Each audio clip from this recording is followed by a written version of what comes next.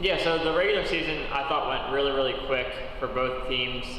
So it seemed like everything was almost a blur for the most part, but sitting back and looking at it, on the women's side, I think we made a lot of progress, and I think we're in a lot better position than we planned to be considering our age this year. We're super young.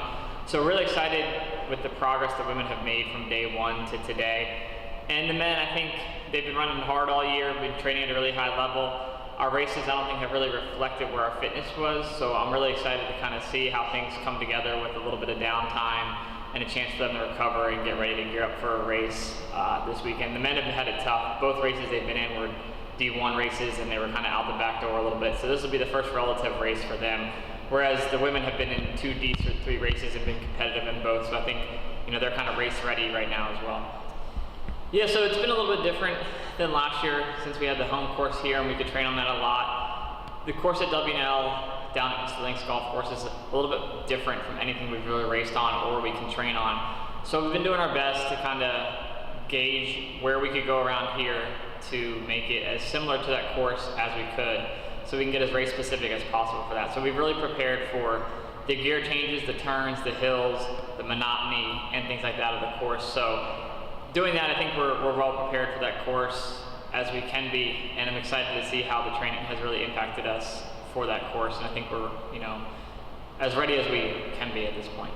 Yeah, the course is super challenging, which I think is an advantage and a disadvantage for every team. So for us, I think it's an advantage because we've got a lot of seniors on the men's side, so our guys are a little bit older than some of the other conference teams, so I think that'll help them because they're more physically mature, and like I said, we prepared for it. And our women are a little bit younger, but I think they're hungry and I think they're strong, so I think it'll still help them even though they're young.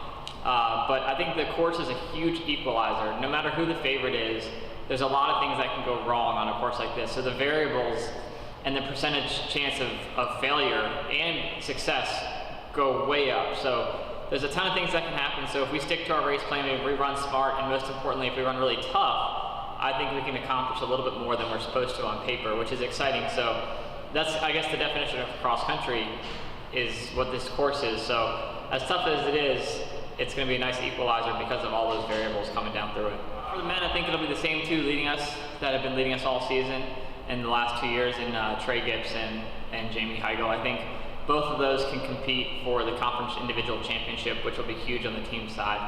And I expect some of those senior guys to step up, and even some of those younger guys, some of those freshmen to step up on the men's side. So I think there's a lot of people that could step up.